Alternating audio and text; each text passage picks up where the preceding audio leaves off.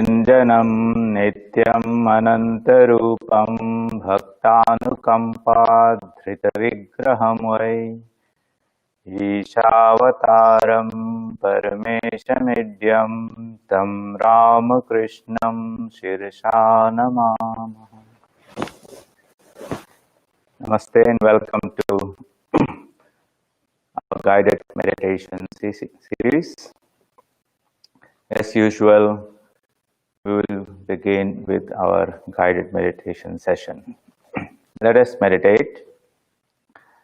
Sit upright, keeping your back, neck and head in a relaxed upright position. Imagine your whole body to be steady, strong and healthy. Direct your attention to various limbs of the body, and as you do so, visualize each part to be strong, healthy and pure. Focus your attention to your feet, to your ankle, calf, knees, thighs, back, stomach, chest, shoulders,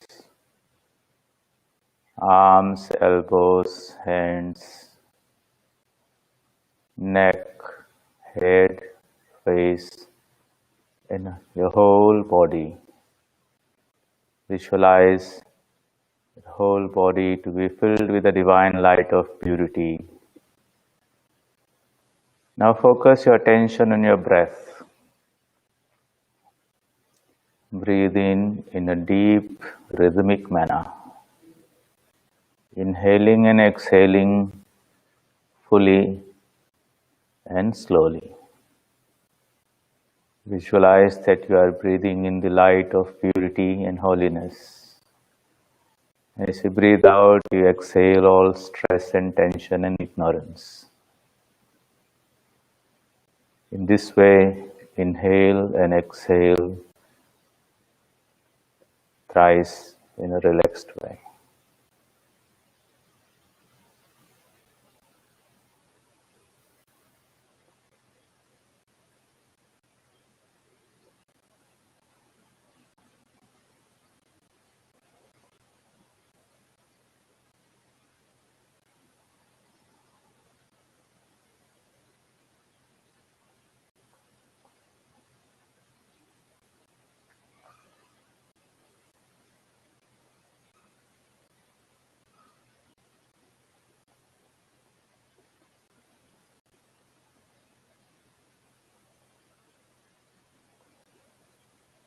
Let us pray for the welfare of all beings.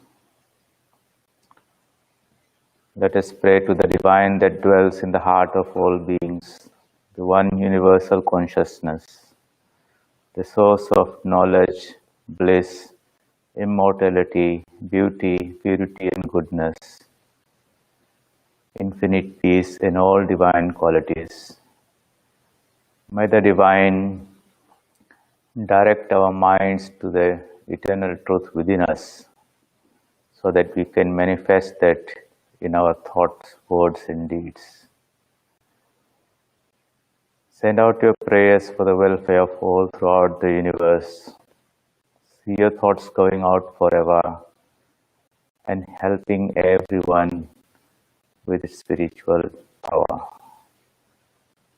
Send your thoughts to your left,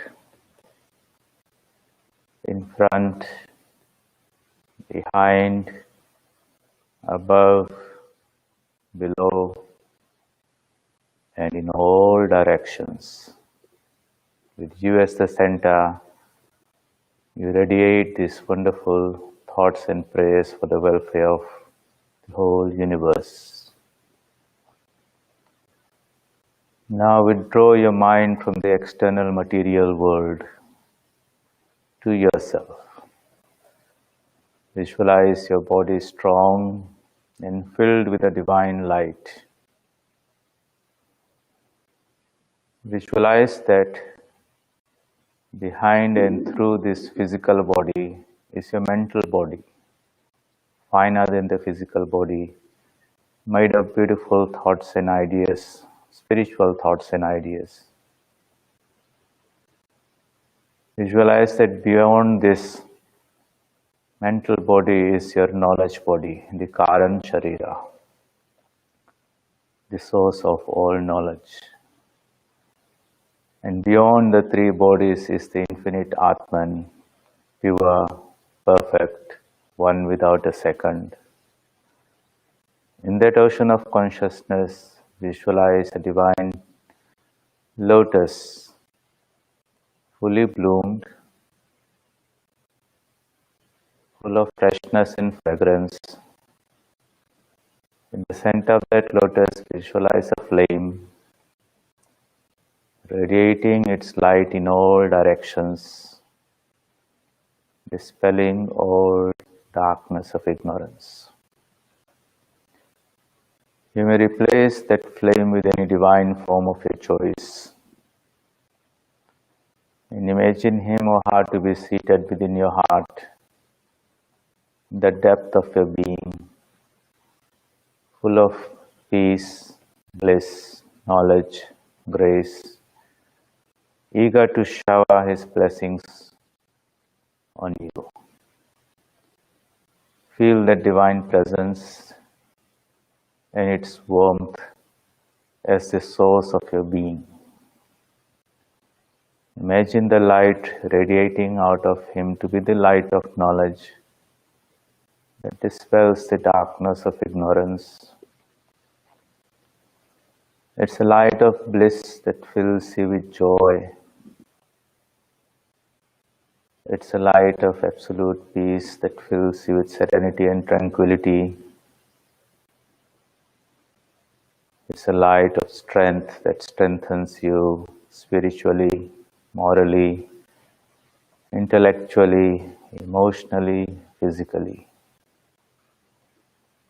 Know that divine to be your true self.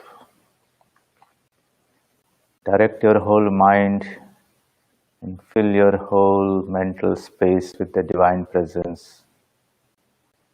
Feel the warmth and the protection and the comfort radiating from him.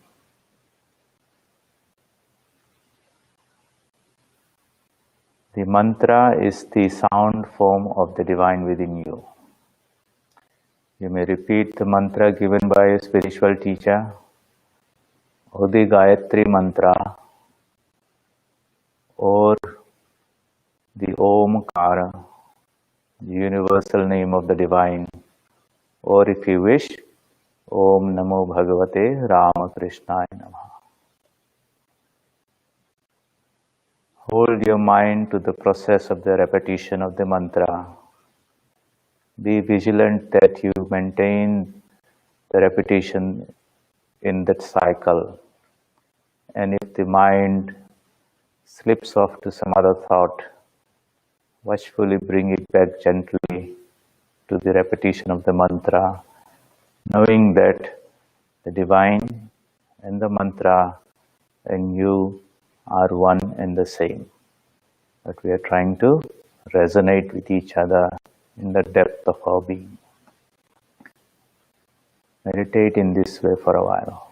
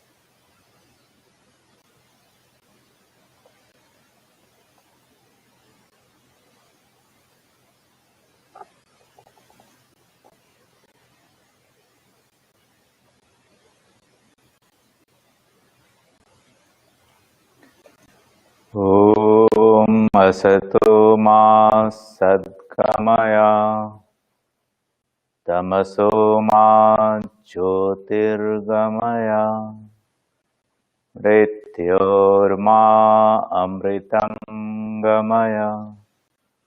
Om Shanti Shanti Shanti.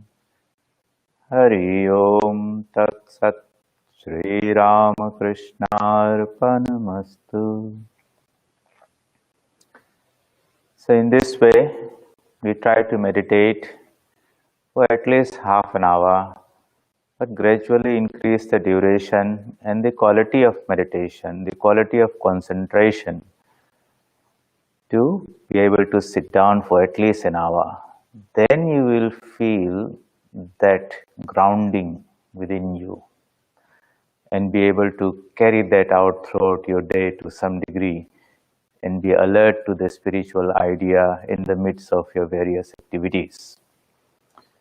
We have been discussing the first two steps of the 8-step or 8-limbed yoga as taught by Maharishi Patanjali, Ashtanga Yoga. The first two steps are the moral and the ethical disciplines, the yamas and the niyamas, which have to be practiced at all times, in all situations. These are the great vows, Mahavratas. Why are they so important? Because these help to prepare the mind for the practice of meditation. And if we are alert throughout the day as to how we engage with the world, then we are careful that the mind doesn't get polluted by the material world. It develops a degree of sattva, and meditation truly is really possible to the extent the element of sattva increases within us. So we have to be very, very alert and vigilant. We cannot just live a very casual life doing anything and everything and then sit in the evening for meditation and expect to have wonderful concentration and illumination. Just like in the day, if you are not very careful and just pollute your body, make it dirty, then with that dirty body you enter home. Likewise, if you're not very alert, the mind gets polluted by its contact with the external world, and that disturbed, rattled mind, meditation, or is not very, very good meditation doesn't happen. It's not possible, so to say. So we talked about the yamas: ahimsa, non-violence in thought, word, and deed towards any being; satya, truthfulness. That is the tapasya in this age, to always hold on to truth, because the truth, or God himself is truth, the Atman is the truth. We cannot let go of that truth even in the midst of our everyday activity. Otherwise, it's just a contradiction. In one way, being spiritual, we are trying to approach truth, and then in our worldly way, we are trying to drift away from truth.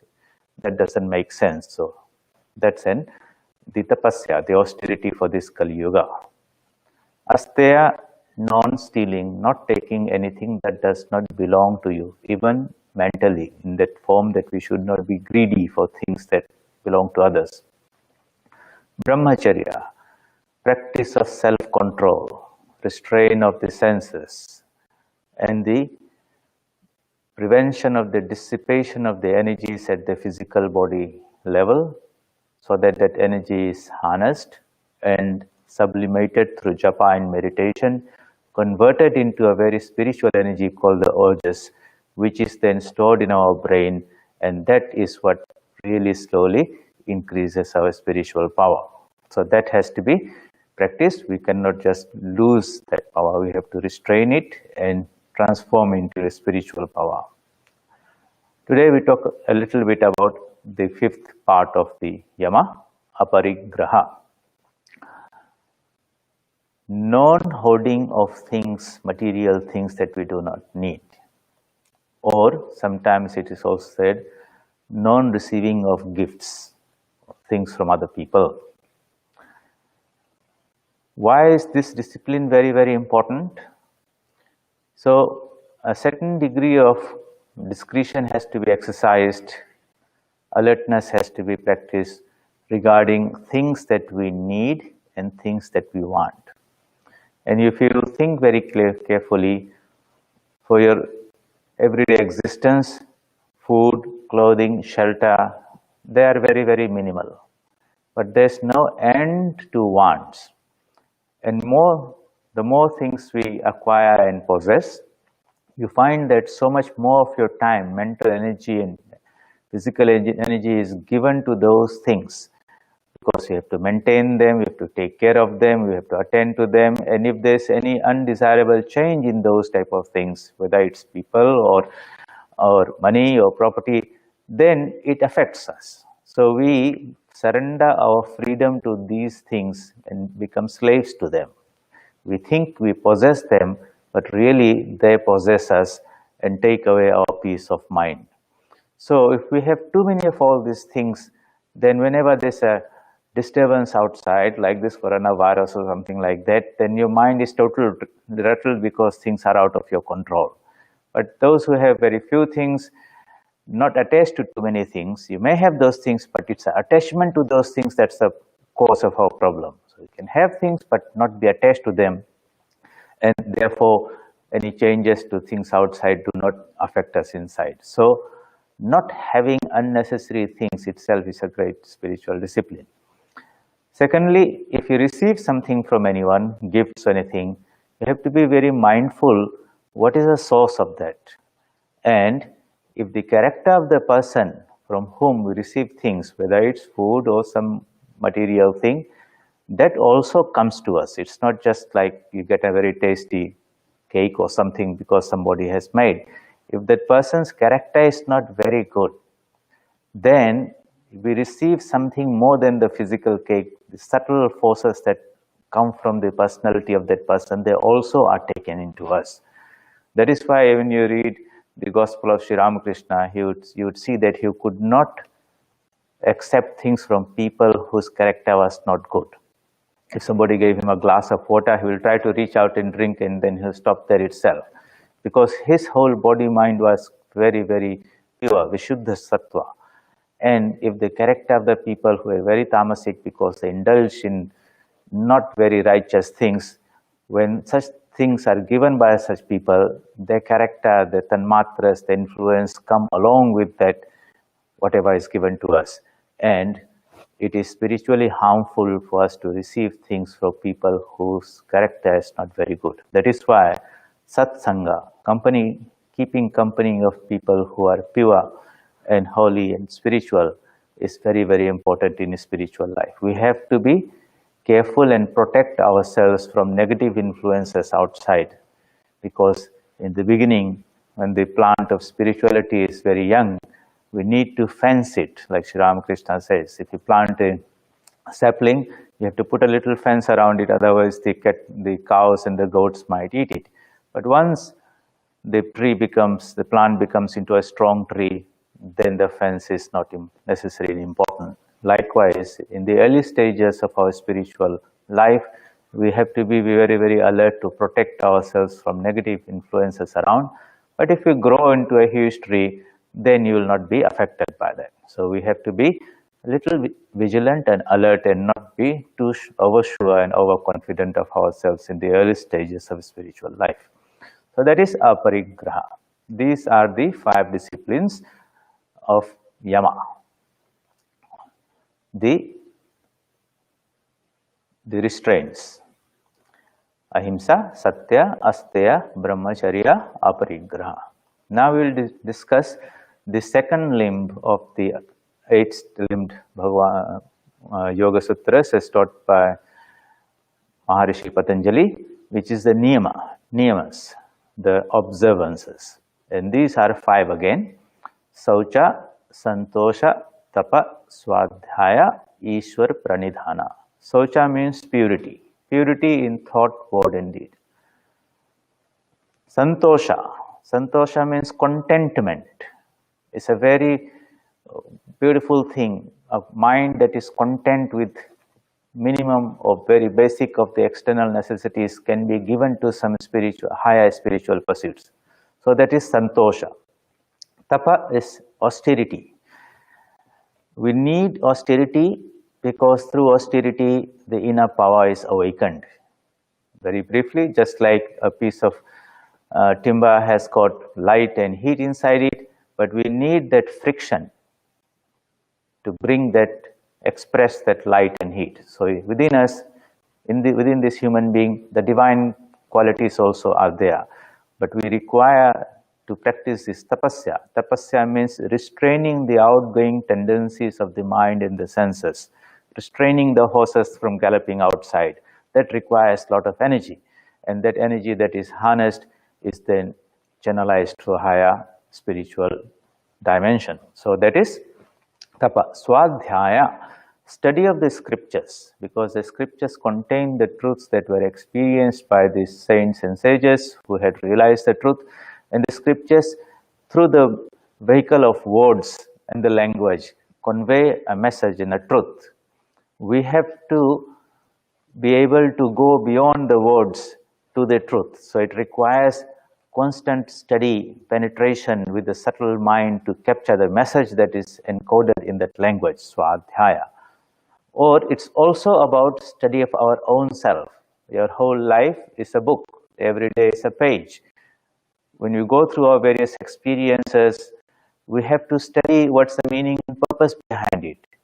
And then you learn from our experiences, because every experience is a teacher. Experience is the only teacher. But what is that experience teaching us? So if we do not reflect on our own lives, events that are happening, then we will need to go repeatedly over similar experiences until that lesson is drawn in. So to be able to withdraw in a detached way and look at ourselves, what am I doing? Why am I doing? How am I doing? What's the goal and purpose? Am I moving in that direction? That type of subjective internal reflection in your own contemplation is itself a type of swadhyaya. And thinking deeply about our true nature and the unreal nature of the external world. And Ishwar Pranidhana is the fifth practice in the Niyama. Ishvara is the supreme being, the universal soul, the one behind the many, the ocean behind the waves, the Paramatman behind the Jivatmans. We are all parts of that universal being, just like in our body there are billions and billions of cells. Each cell thinks it's an own individual, it has got a little sense of I, but when I say I am this body, or something beyond this body, or this is my body, it means the sum total of all the cells which work in harmony, in coordination. But I am identified with the body, at the same time I am beyond the body, I am the mind in something else. So that cosmic consciousness which is behind this whole universe, of which you, I and all are parts of the same being, that is the concept of the Ishvara. He is the controller. Just like I control this whole body and decide what happens to various organs and limbs and cells in the body, likewise the cosmic consciousness is the Ishvara, which controls this whole universe, the one universal consciousness, so to say, identified with the whole of this universe of creation. So since we are parts of it, and whatever we do, the energy, the impetus comes from that source, the result of that activity also belongs to the universal source. So whether it's meditation or japa or any physical activity, we always will give the result of that activity, that karma phala, to the divine being, and maintain that understanding that I am always a part of that him. And therefore, this ego, the jiva, should always have this attitude of surrender to the universal Paramatman, Jivatman and Paramatman. That would be the approach to practice Ishvara Pranidhana, not that we are a wave floating in the air on our own, but we are really part of that ocean. We have to acknowledge that interrelationship, and that the ocean alone is real. Waves appear and disappear. The Paramatman or the Ishvara alone is the permanent entity. beings, living beings appear and disappear on the surface of the ocean. That type of relationship and understanding will be there. Then this ego within us does not inflate itself into a big something, but it remains always in that relationship that it is a part and a fraction of the universal being. So let us go through this. So these niyamas, we said, Saucha, purity; Santosha, contentment; Tapa, austerity, the austerity of the body, of the mind, of the speech; Swadhyaya, reflection, study of our life, our experiences, and the truths that are given to us by spiritual teachers; and the spirit of surrender to that universal consciousness is called Ishvara. So these are the practices that we have to, or disciplines that we have to practice in the midst of our everyday life. You see that it requires a certain degree of alertness to be able to hold on to this idea. Because when the mind is busy with your everyday work, business, whatever you're doing, you'll find that it is tuned to a different level. And sometimes these ideas drift away into the back. And because we're not alert to it, we might do something which might not be spiritually beneficial or righteous for us, or spiritually harmful to us. And afterwards, when we reflect and then we feel bad about it, say that this is something I should not have done. But feeling sorry or repenting, it's not so good. If we can be alert and prevent ourselves from slipping into that activity of thought, that would be the wise or better way to do things. So, Saucha, let's look at that. When we say purity, purity of body, mind, and speech, in thought, word, and deed. Purity of body means taking bath, keeping your body clean, clothes clean, and all that. That everyone understands. When you go out into the world and engage ourselves in various activities, we collect so many dust and dirt, and that has to be washed away when you take a bath. Likewise, when the mind goes out into the external world, it also collects so much dust and dirt. And that mental dirt has also to be removed, cleansed away. If you want to remove some oily material that's on your physical body, you apply some nice soap and you find that very easily it is removed away. So to remove the mental impurities, the mantra is a very, very powerful tool by which the mental impurities are removed away. That is why when many people would go to Sri Ramakrishna and ask him, what is the way? How do I purify my mind? He says, repeat the name of God. The name of God and God himself are not too different. But the mantra has a tremendous purifying power. It removes the darkness of ignorance, the dirt of ignorance, and the light of knowledge will shine through. It is like a light bulb that has been covered by so much dust that even though the flame inside is there, the light does not come out. Or to even give another example, which you might be more familiar with, this old lanterns in the villages before electricity came. Okay, so you have got this piece of glass that can be removed every day, and the mother would take that glass out, cleanse it, and then light up the lamp. And if the glass is clean, then the light comes out. But overnight, as the lamp keeps on burning, the black shoot keeps on accumulating. So every day, regularly, the glass has to be cleansed so that the light comes out. Otherwise, if we do not cleanse it, even though the flame might be in there, less and less of light comes because that cleansing doesn't take place. Now, what is the cleansing? What is the best form of cleansing for the mental level? Because the Atman is already there. It's not that we have to bring it in there. It's just that the Atman power and light is covered up. Just like the sun is out there, but the clouds come and block it. Or the flame is inside there, but the shoot on the glass blocks it. Likewise, the impurities of the mind are there in the form of ignorance.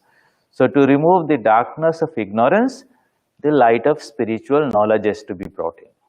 In the chapter 4, Jnana Yoga of the Bhagavad Gita, verse 37 or 38, Sri Krishna says, Nahi jnanena sadrisham pavitram iha vidyate. Tat swayam yoga samsiddhi kalena atmani vindati. There is no greater purifier here than knowledge. That is a supreme purifier. It removes the ignorance.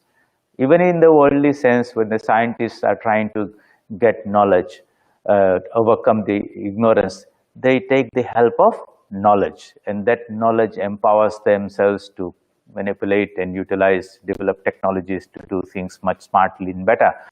So when we apply that same thing in the spiritual dimension, then self-knowledge, Adhyatma Vidya, becomes the best purifier. The nature of the Atman, who am I? That the Atman is that infinite, eternal being. It's immortal, it's not material, it is eternal, it is beyond time, space, and causation. It is of the nature of infinite existence, infinite knowledge, infinite bliss. That is the supreme nature of the Atman. When we apply that knowledge, self-knowledge, then the darkness of ignorance is removed. This is again explained very nicely in chapter 4 of the Bhagavad Gita, and I would like you to read that, as well as what is this knowledge in chapter 13 of the Bhagavad Gita, verses 6, 7, 8, 9, 10, 11, up to 8, 6, 7, 8. You see that Bhagavan Sri Krishna tells these are the disciplines of knowledge that we have to practice. And what happens with the practice of this discipline of cultivation of spiritual knowledge? The darkness of spiritual ignorance automatically disappears. So when we say purity, it does not only mean physical purity, purity of the mind, and of course the Atman cannot be purified. It is Nitya Shuddha. It is ever pure. No amount of dirt can ever contaminate it. Just like a mirror, if it's left in a cellar for many, many years, a layer of dust accumulates on it. And when you look in that mirror, you do not see a very clear reflection of yourself. You see something shady, ghostly. That doesn't mean the mirror has become permanently polluted. It requires some proper cleaning, and then you'll see your divine self inside that. Likewise, nature, Prakriti, which is made of Sattva, Rajas, and Tamas. As we say, these three bodies that are there, the causal body, the mental body, and the physical body. These three have different degrees of purity. So, as the mind becomes pure, the mental body, that means this constant agitation of the mind through so many hundreds and thousands of thoughts, stimulated by anger and greed and all that, that subsides, and the mind becomes calm and steady and like a sheet of glass, and reflecting very nicely. In that pure mind, we see that we are the Atman, separate from the mind. But when all these thoughts of the world are there, they make the mind go into so many ripples and waves, and in that mind, we have difficulty seeing our true nature. So, that is why this purity of mind is very, very important.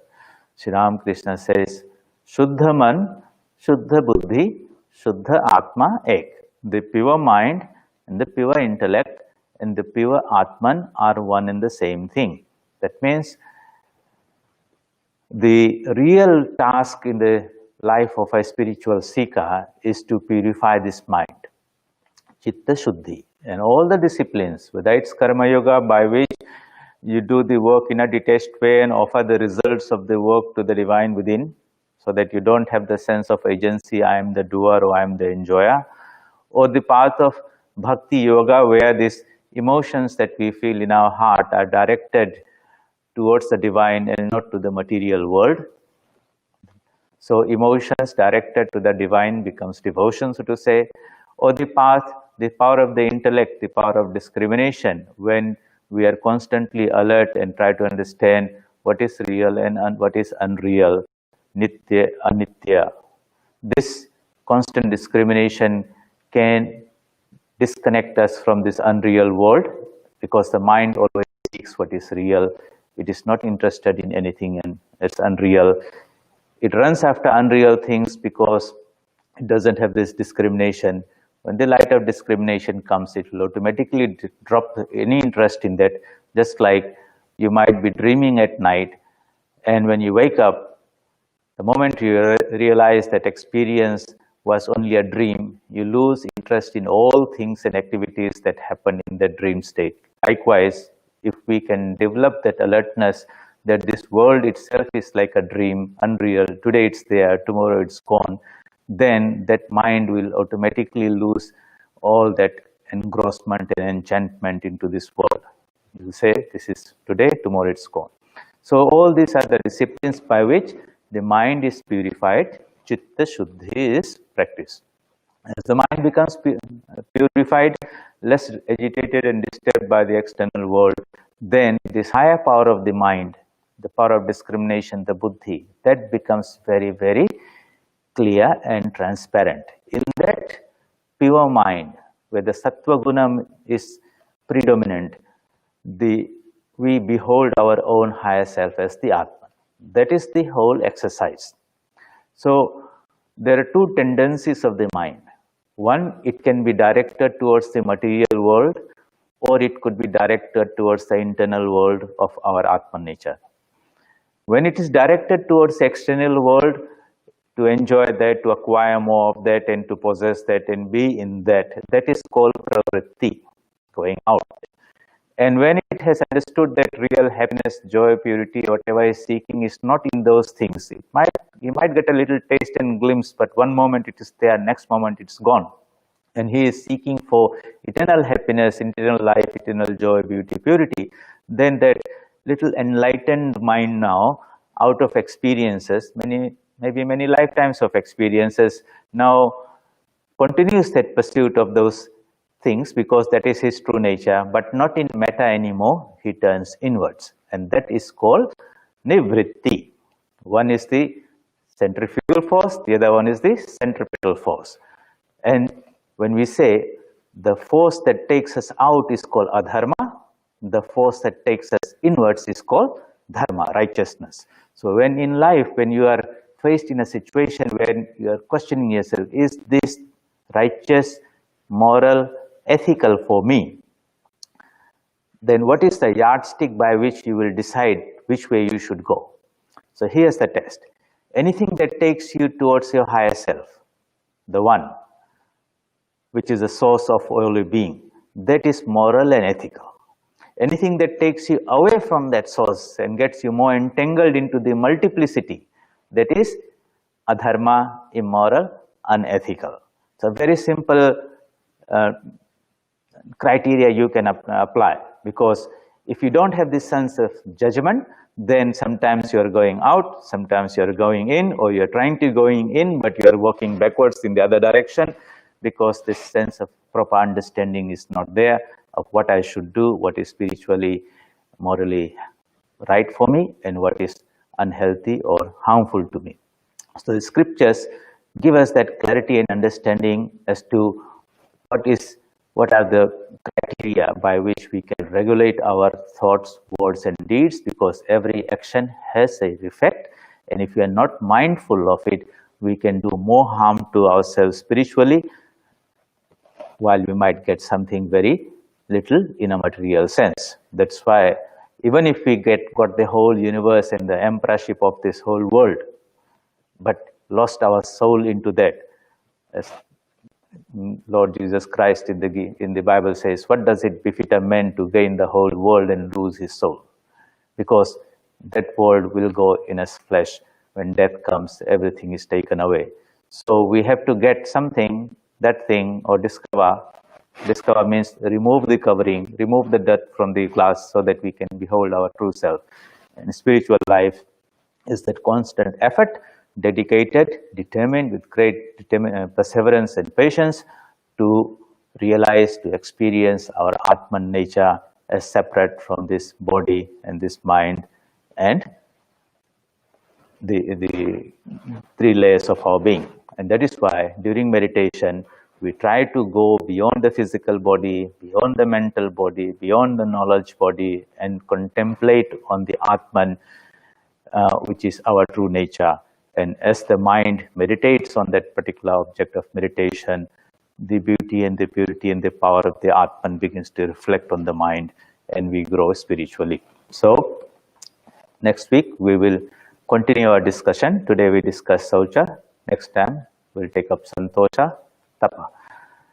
And otherwise, we'll also be meeting tomorrow in our regular Sunday class on mind management techniques at 11 o'clock, Brisbane time. Until then, keep safe and keep well.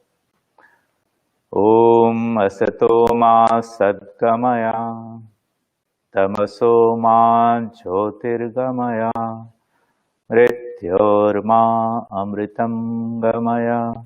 Om Shanti Shanti Shanti. Hari Om Tat Sat.